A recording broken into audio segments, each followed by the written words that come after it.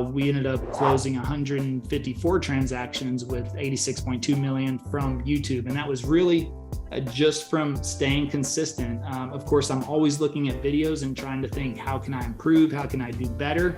But I would say that the number one key is just being extremely consistent, not missing a week. That was my publishing schedule, was a non-negotiable, and I focused 100% on YouTube. I also figured from the beginning, I wanted to really dial in on one platform.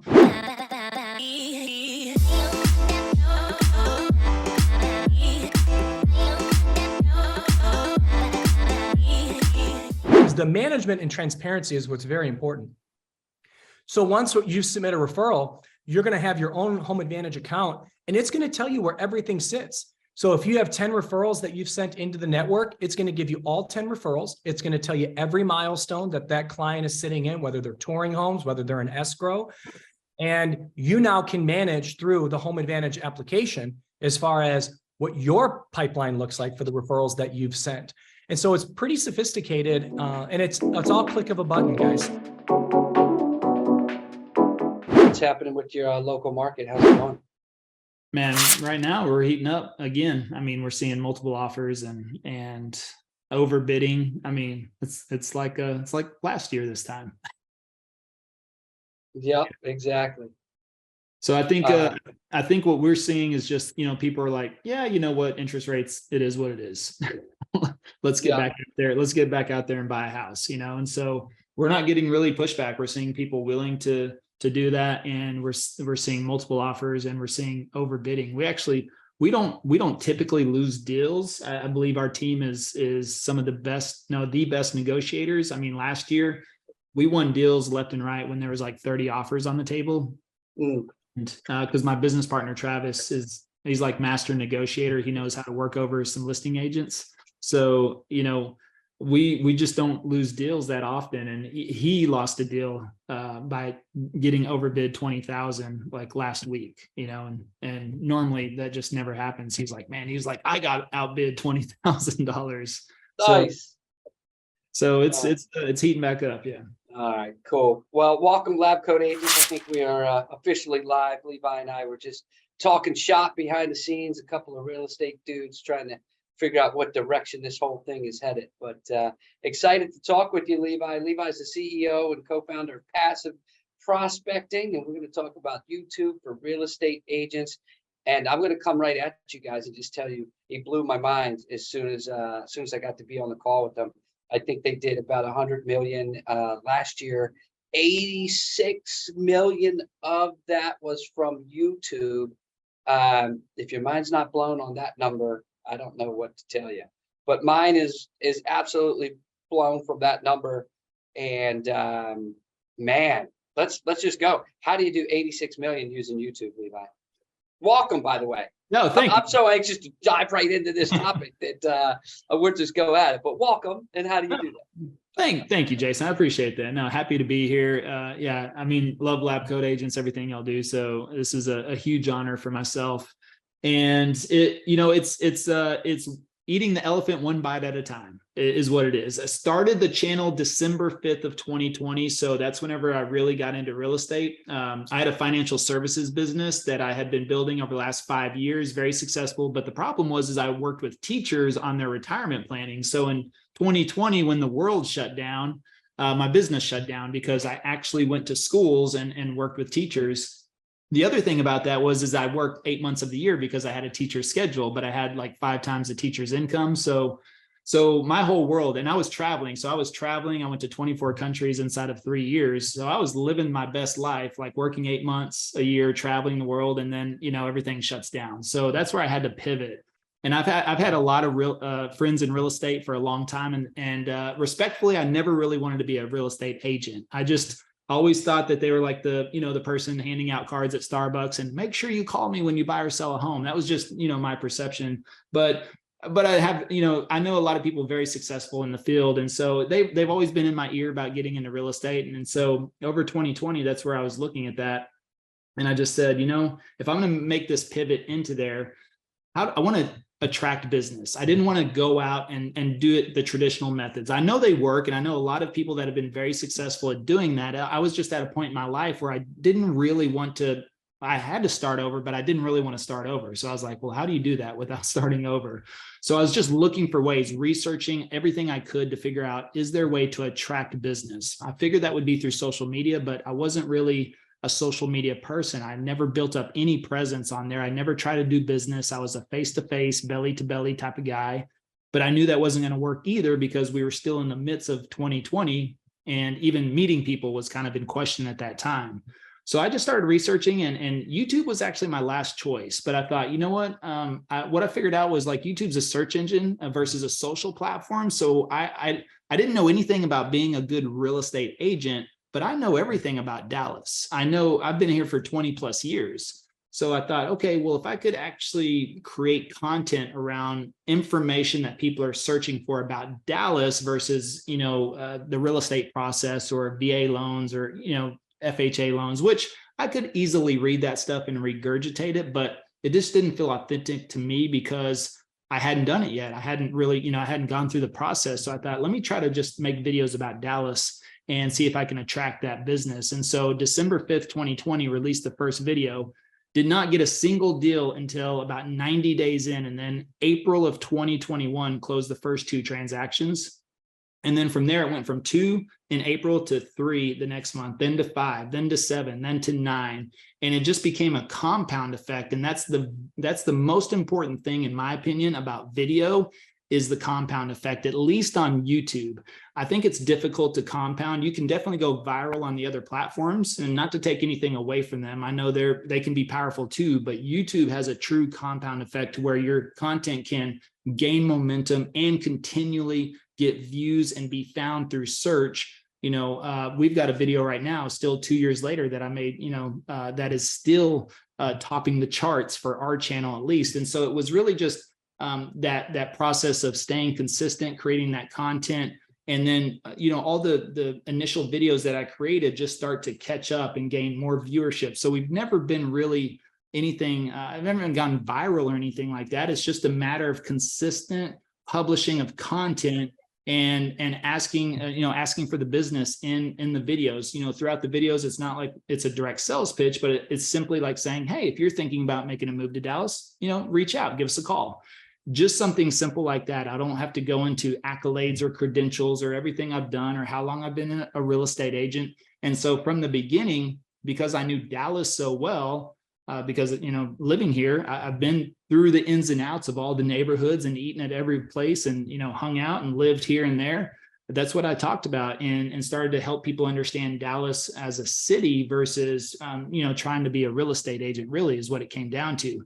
And so that just, completely snowballed into one thing. And by the end of 2021, that last 9 months of the first year, we'd closed 64 transactions, just over 33.5 million in volume. And then that was an even more of a compound effect. Once you gain that momentum, it completely snowballed into 2022. And that's where we ended up closing 154 transactions with 86.2 million from YouTube. And that was really just from staying consistent. Of course, I'm always looking at videos and trying to think, how can I improve? How can I do better?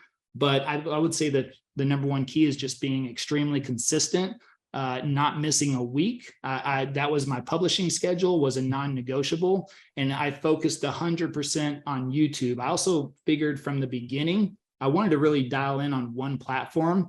I think a lot of people will start on 5 different platforms, like especially when they get into the business, people will say, hey, you've got to be everywhere. And so they start a Facebook, an Instagram, a TikTok, and then they get overwhelmed. And I think you end up putting 20% effort into 5 different platforms, where if you just choose one and go all in and you can try to master that one platform, it's a lot easier to branch out at a later time, in my opinion. And so I just completely focused on YouTube, actually still focused on YouTube. We're going to start working on our short form game, I would say, this year, but the last 2 years has been a sole focus and just completely dialed in on YouTube.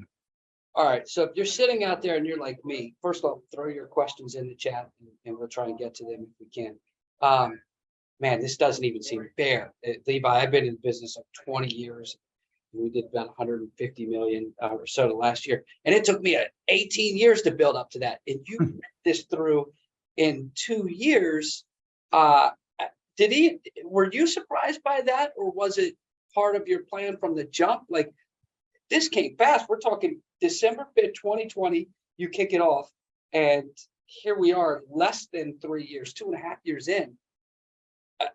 Are you shocked as I am by this? I was completely shocked. Yeah. Now the thing is I've had like three, maybe four, main, I would say not even main career. They were more like jobs. I grew up in a small town in Texas. Big aspirations, but I never really truly understood how to get anywhere. But the one thing I did know is like, if I could learn sales and I could outwork anybody, right? I mean, that was always my claim to fame. So anytime I started a new career, actually, when I got out of the military, I got into selling cell phones. And then from cell phones, it went to pharmaceuticals to financial services. But each of those positions, I looked at the top and I was like, how do I become the best as quickly as possible? And for me, I call that hyper learning. And so if you just dig in, and what I would do is no matter what I started, I would just dig in over the next 60 days and try to learn absolutely everything I could. So no extracurricular activities, no Netflix, or wasn't Netflix back then, but now it was just like focus on learning every single aspect I can, going through the motions. And really what I was thinking was when everything came crashing down in 2020, getting into real estate, I was just concerned. I was concerned about being at the bottom again, starting over. And I thought, man, if I could just generate 1 to 200,000 my first year, I thought that would be pretty cool, because I had just built this other business for 5 years and watched it come to a crashing halt with the pandemic. And so I just thought, man, if I can get back up to 200,000 this year, that would be cool, especially in the first year, because I understood as well the failure rates and also, people like yourself that have been in the game for a long time. So it was just like, if I can just make a decent income, that was really the first goal. But I think part of it was, meeting my business partner, Travis. I met him right at the right time. And so what happened was we didn't partner up initially on paper, but we basically partnered up to where as soon as leads started to come in, he was like, well, look, how about I just handle those? I'll take them out, show them all the homes, handle the transactions. You just keep making videos. And so I think that was a really key factor for myself, was I didn't get distracted by that really. So I started to just really continually focus on the content. He took over the transactional side of that. And then later down the road, again, as I mentioned earlier, Travis is a very, very good negotiator. And during that time, that's what we needed. And so he started to close deals, and it got to a point to where within the first year, we had to bring on a buyer's agent, actually two buyer's agents within that first year, just because we started to get overwhelmed with leads. So it wasn't really what I was expecting. No, absolutely not. But as we went into 2022, we thought, man, we could really crank this up and just continually make content, stay consistent on that side, and assumed that we would grow from there. So yes, completely shocked. It was, but I acted like, I had everything to lose, actually. So I just drove forward as fast and hard as possible. All right. So I heard it. I picked up on it. You're not actually in production at all. So that's the other part. That's the other part you're going to hate about me, is I got out. It's the wrong word, man. We're going to become best friends. That's a guarantee. So I'm going to remove that word. I got out of production after one house. Yes. I heard it. And that's fascinating. That was by accident. That wasn't really, it was kind of by design, but I wasn't expecting just really meeting Travis was the perfect time. When everything started to happen. And the funny thing is like Travis, he doesn't mind now, but at the beginning, he didn't want to come anywhere near video, so At the same time, he came from the car business. So he understood working 10, 12, 15-hour days, continually prospecting. That's why we call our educational side now passive prospecting, which we have a book as well, because what I learned through this was I've been in sales for 20 years, love sales, hated prospecting. And that's really what I was most fearful about starting over in real estate is I was like, I do not want to prospect. Like literally, I don't want to go out there and do the manual labor of that, because I was always a good salesperson before because I was the best prospector. But secretly, I hated prospecting. I never told anybody that. I just did it because it was a necessary evil to get the business. But I became the very best prospector, which allowed me to be the best salesperson. So this time, it was just having a different goal and just asking myself different questions. I just had time to think over the summer of 2020 instead of watching Tiger King. I just started to research, and I was like, look, I've got to figure something out, and I've got to figure out a different way. And I got to figure out a way that I want to attract business. That's what I wanted to do. I didn't even know if it would be possible at all. I didn't know, could you really do that? And so it was, but because I asked myself those questions and I just started researching and looking for those answers, it's almost, it's like, if you ask, you shall receive type of saying, where it was like, look, I just kept asking myself over and over, can I attract business? Can I attract business? Because I was really scared to death of prospecting, mainly too, because I was 41 years old. And I just felt like, man, at this point in my life, I've got to be a step ahead. I just couldn't believe I found myself in that position. But I think a lot of people found themselves in that position. So if you do, and you get stuck or you have to pivot or make a change, I think you just have to ask yourself very difficult and different questions if you want a different outcome. If you get back into the same momentum or the same thing you were doing, it's the definition of insanity, right? Doesn't like prospecting, doesn't service clients, and I'll just keep on going. I'm so fascinated by this.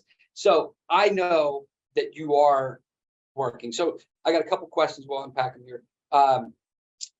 Your schedule, your workflow, just for purposes of this conversation, let's separate them out, because you kind of went down the path, and I think it'd be fruitful to look at it this way.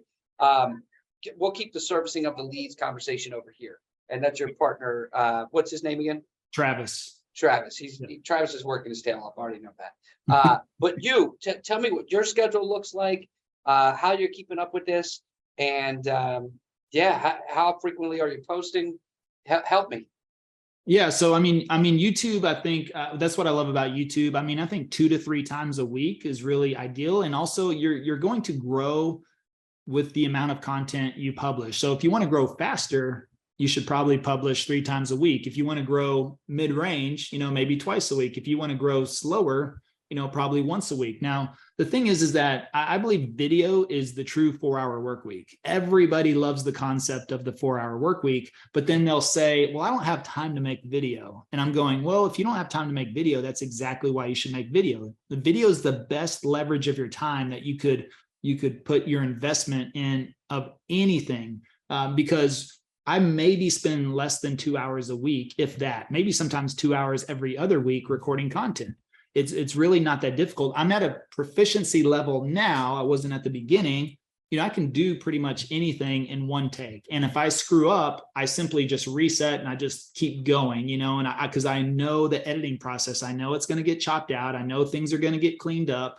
And so I understand how it works. So I can record content, 2, 3, 4 videos like that within a 2-hour time frame, no problem. And that could be my next 2 weeks worth of content.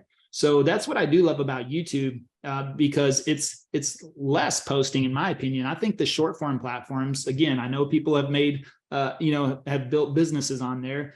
It's just, it's a lot, it's, Instagram's like, you got to post 2 or 3 times, 2 or 3 reels a day and 10 stories. And, that's just a lot of content and a lot of keeping up with on every single day. And so, so that's what I work on right now too. I'm working on, business development. I'm looking always for new ways to improve and grow. I stay pretty busy throughout with meetings. I'm still a little bit in the weeds on some of the operational pieces of our business, but we're putting the right people in place, to pull myself even more out of that, because I actually want to make more content. So, the thing is that even with what I'm publishing now, I know there's opportunity to do more, especially in the short form range. We want to be a lot more present and intentional with our short form content. YouTube is still going to be my base and my foundation, and I'll never abandon that. But if I know there's opportunity on short form right now as well. But I know that I know plenty of people that can record a month's worth of content within a few hours. And again, that will develop with your proficiency level. So, I've got our videographer coming over tomorrow afternoon. We'll probably work for 3 hours.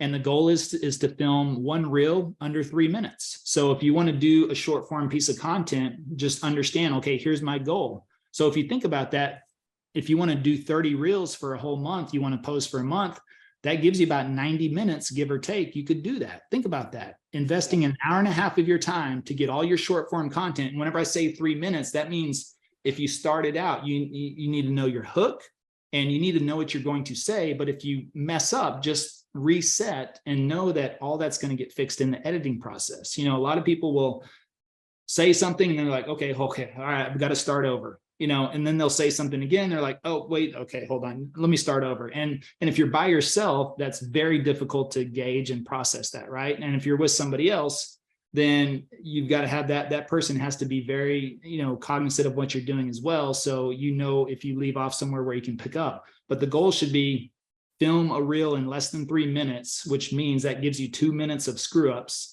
and go backs. But if you stay efficient like that, you'll be able to do that. For me, YouTube's kind of the same way. If I want to film a 20-minute video, it may actually take me 25 minutes to do that because I will mess up a few times actually, and I'll have to stop and I'll just go back either on where I said. Sometimes if I'm making a video, I'll freeze, because if I know I mess up, I'll freeze where my hand motion is and I'll think about it and then I'll just restart where I knew I messed up. And then I just keep going from there. So those are the type of skills and proficiency that you'll develop as time goes. So it's a lot easier than you think. I think it's, the starting part is always difficult. It's always awkward.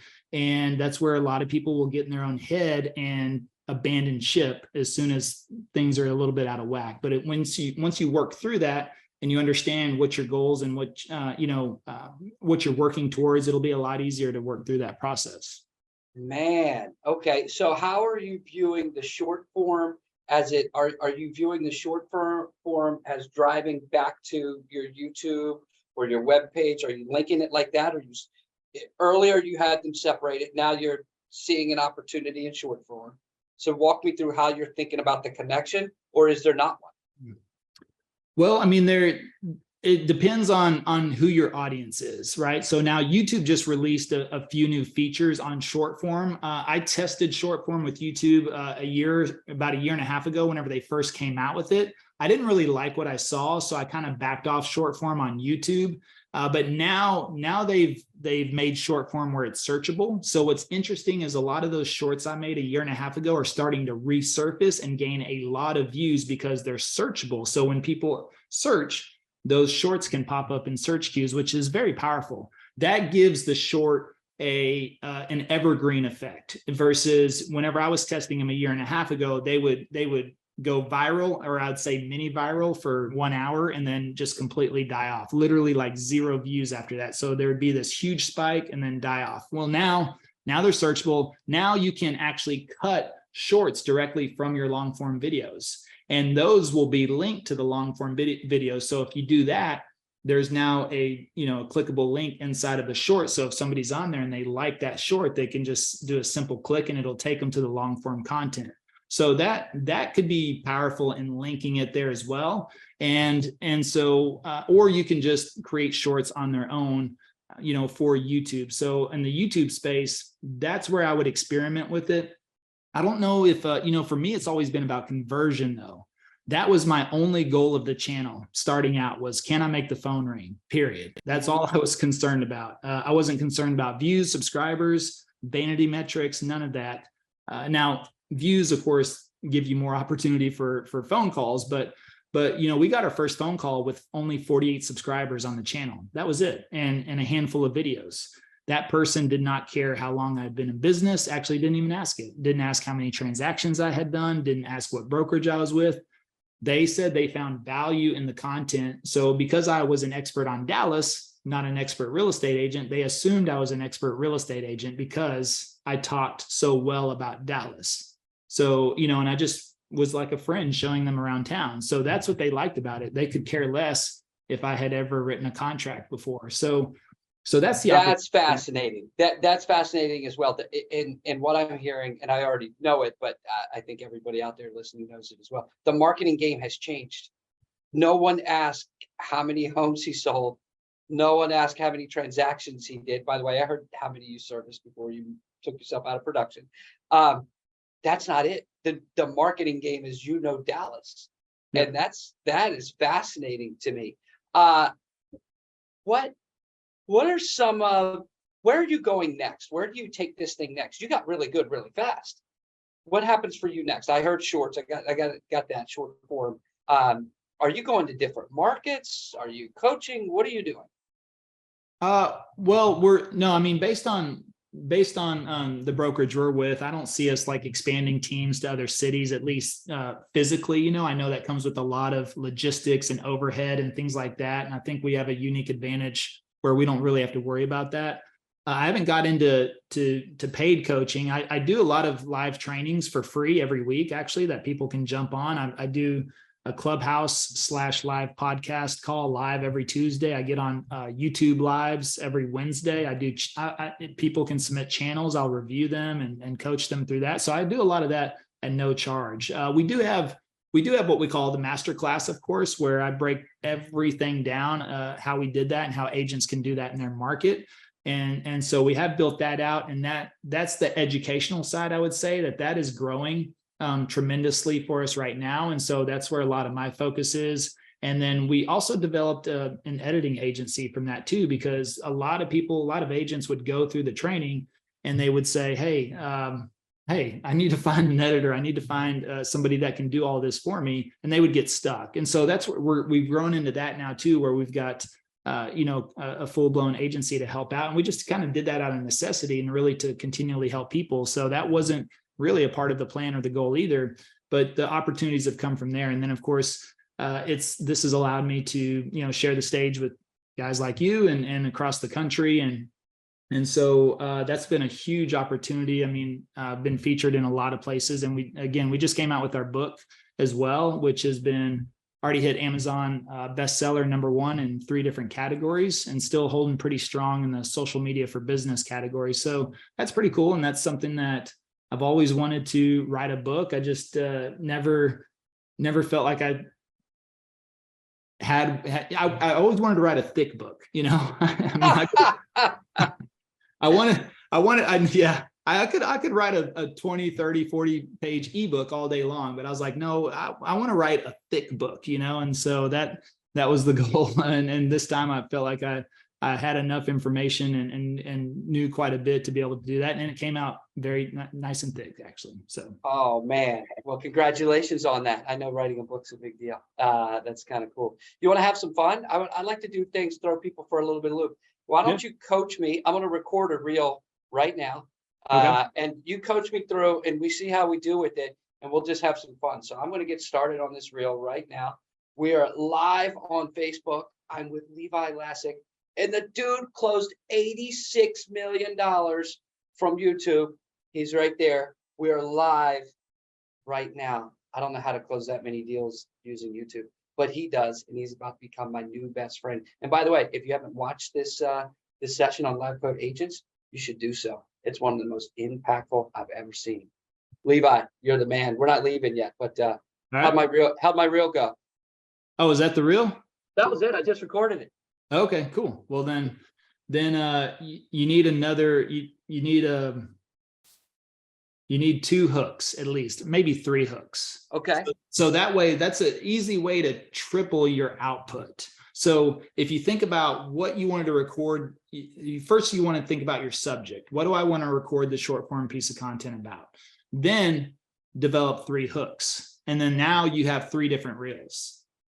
You see what I mean? Because you've got 3 different hooks, same body of information. And then an editor can easily patch on, edit on one of those 3 different hooks to give you 3 different reels, same body, different hook. And then you don't want to publish those back to back to back, but that you could easily publish one this week, one next week, and one the week after that. You do that 10 times, you could have 30 different reels. Got it. For recording 10. And the thing is that that would give you 2 weeks worth of content if you publish one per day, let's say during the week, but then you recorded 2 different separate hooks. So that is something you want to think about that. So if you know your information, then we could come up with 2 different hooks, 2 or 3 different hooks. So your first hook would be, you could think about something about the 86 million, right? So you just said it. So could you imagine closing 86 million from a YouTube channel? And that would be one hook. Hook number 1. Yeah.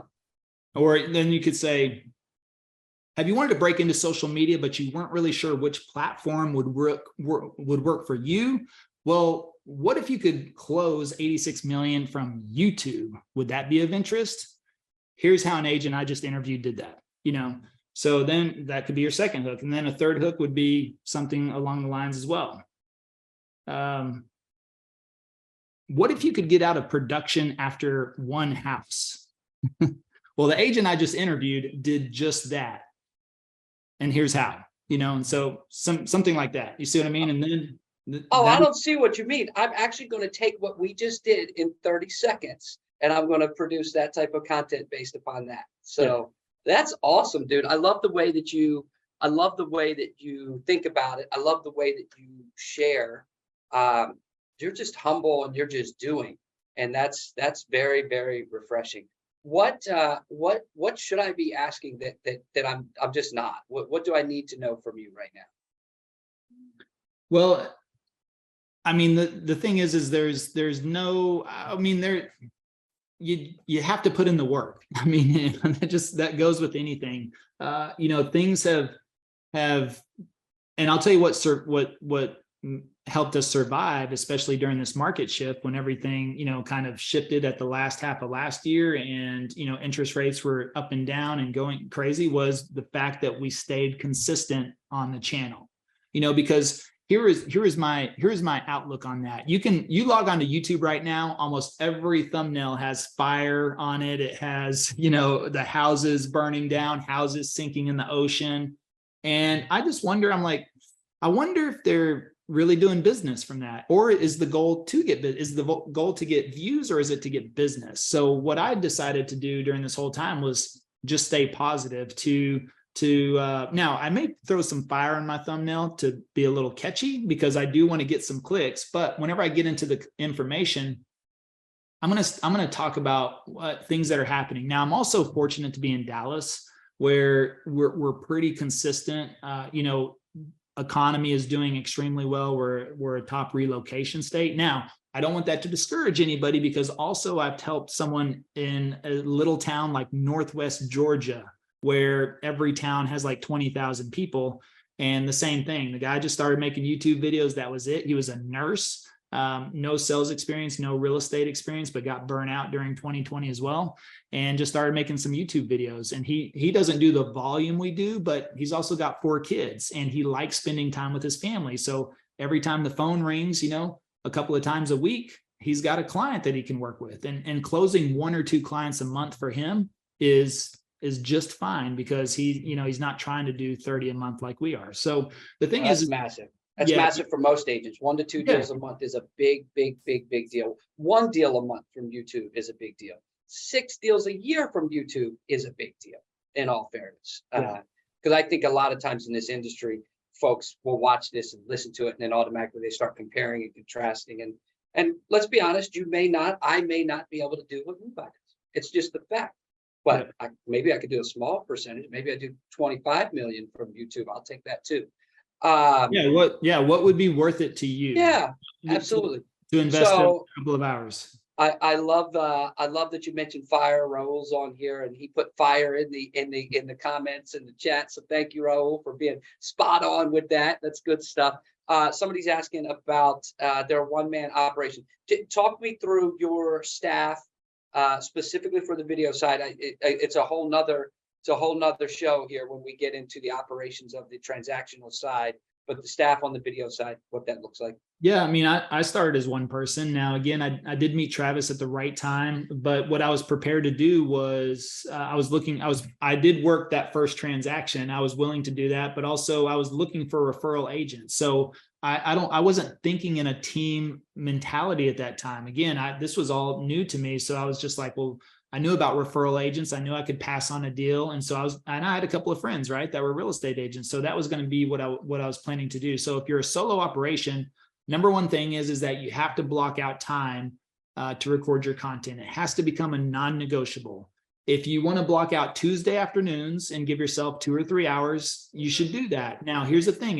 You have to not be desperate though. So if somebody calls you and says, hey, can you meet me Tuesday at 2, you say, well, I already have an appointment at that time. You don't say, well, I'm making YouTube videos. You say, okay, I already have an appointment at that time. Could I meet you 2 hours later or 2 hours earlier, or would Wednesday morning work? So the thing is Tuesday afternoons are not too terribly busy usually in the real estate agent's life. So that would be a good time to block it out and record your content. Make it a non-negotiable to do that. Now, if you're solo, again, you want to start lining up a possible referral agent, maybe a showing agent. It just depends on how busy you get. The great thing about YouTube is it's a slow process. You're not going to make a YouTube video go viral and then have 50 calls the next day. You're going to probably make videos for 1 to 2 months before anybody reaches out, but it starts to come in as a trickle, and then it starts to build momentum. So as long as you take care of business and see what's coming, you'll be able to handle 1, 2, 3, 4, 5 transactions a month. Hopefully, make sure you get a transaction. Make sure you get a zero cost transaction coordinator. Does anybody on here like zero cost transaction coordinators? Yes. How do we do that? You want to know that trick? Hit us up. What's that? Let us know. Let's hear it. Yeah. So you find a transaction coordinator that gets paid at closing. So that means they're willing to work the whole deal until closing. They get put on the DA sheet. But then what we do is we work in the transaction coordinator's fee into the buyer contract. So we have the buyer pay for the transaction coordinator, and we just list that in the special provisions, and we list out everything the TC does so that it builds value on that. We've had pretty much zero pushback on that. So our buyer pays the transaction coordinator fee. But if you don't want to do that, then just find one that will do all the work and get paid out of closing. And that's a necessary cost I believe you should do, because they will handle absolutely everything. As soon as you go under contract, take it all the way to closing. That way you can go out, make more videos, show more homes, and you're going to hit a point, whatever your threshold is. It could be different. Travis was about 8 to 9. When he started working 8 or 9 deals a month, he was kind of like, all right, we got to bring on, and that's when we brought on a buyer's agent. We brought on a buyer's agent first because we wanted the buyer's agent to take responsibility in the transaction. We wanted them to, have buy-in on that. Plus, it was an easy way to pass off the lead that way. So we're going down this rabbit hole, and I want people to, and it's okay. I just want people to slow down and digest it for a second, because I don't think this is an easy spot, having done it for a long time, almost 20 years. Yeah. Levi connected with Travis. The worlds aligned, and it worked pretty well pretty quickly. It's not automatically that easy to find that right match in your business. So I want to put that out there for folks. However, if you are pumping out leads in the way that Levi was pumping out leads, well, it's also not that hard to locate people to be in the right conversations with. And there aren't, I don't want this to be received wrong. There aren't a ton of a mass pool of agents that can handle 8 or 9 transactions a month. There just aren't. So then you get into a showing assistant model and a listing coordinator model, and that business side of it, we just went over it really, really quickly. I don't want to automatically dismiss that as being as easy as it just sounded. I think Levi's relationship with Travis is certainly instrumental, and I have that as well. We're in a spot on my team, Levi, right now where I'm no longer in production, which is great, and my business partner, much like yours, handles all of the production. And we're at this pinnacle of we're trying to actually get my business partner that handles the production also out of production through video. So when I saw this one pop up as ability to host this webinar, you can imagine I hopped all over it. So this is really, really cool, man. I appreciate you a lot. How do people, I want to respect everybody's time. We're coming up against it. How do people connect with you? What's the best thing that they can, just generally, how do we reach you? Can we follow you? Can we hang with you? Subscribe on YouTube? Does that mess your organic traffic up? No. Do you care? No, I don't. And here's the reason, but I guess you said I was okay if I put this up, right? Yeah, let it rip. We'll do until we're told not to. So go for it. Okay, all right. Yeah, if you can see that. So, but let me share. I don't mind. You know what the thing is I used to think that way. I used to think, oh, I like the organic traffic, so I wouldn't send any of my link, or I would tell real estate agents, well, please don't look at my channel. But what I realized was we get a lot of real estate agents that call us and say, I love your channel. I would love to send you some business. And we've done so many referrals that now you can go on YouTube, search Living in Dallas, Texas. You're probably our channel's probably gonna pop up, or our videos. So if you search Living in Dallas, Texas, it should pop up.